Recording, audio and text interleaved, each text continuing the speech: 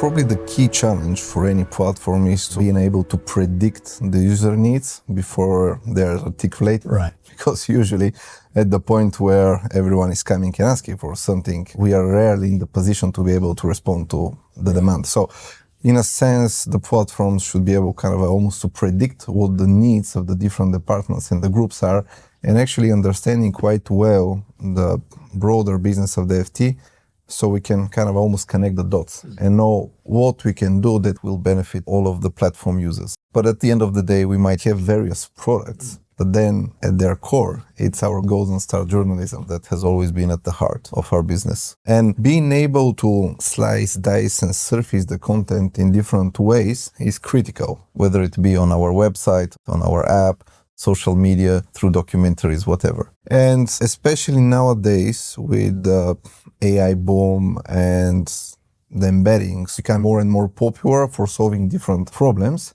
having the ability to do vector search alongside the standard keyword search has become the way to go. Yeah. But the problem with it is that it's kind of almost like a new territory. The search is a complex problem space.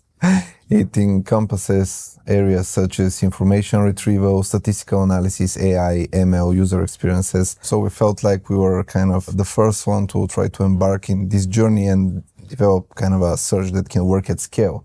Because non-functional requirements are also critical. We have more than 1 million readers on a daily basis and many, many searches per day. So it was not only just building a prototype that works, but being able to productionize it and make sure that it matches the quality of our products that our users are expecting.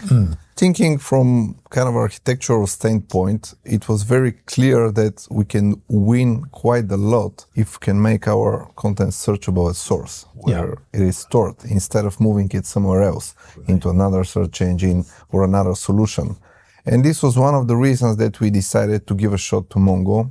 At the time when we were starting the project, some of the features were still in development that we needed, but it's kind of almost like a leap of faith. And we decided to invest in Mongo not only because of the technology, but because of the partnership that we have established. MongoDB Atlas is not just offering a database or a search. What drew our attention to it was that it's kind of a full package, batteries included, if you like to say, a solution. You have a very easy to use console. You can just go, people who are not very technical can even work with it. It abstracts a lot of operational work. It gives a lot of things that you can get from a platform out of the box, like deployments, dedicated search nodes, which is kind of a separation of concerns. So we're not impacting your main workloads by putting the search on top of it. We released the product first to our web users on ft.com. Next, we will roll out this search on our mobile applications. And once the content for all of our titles is established in one place, we will then roll out this search across FT specialist titles so they can benefit from the same technologies and same capabilities that we're using.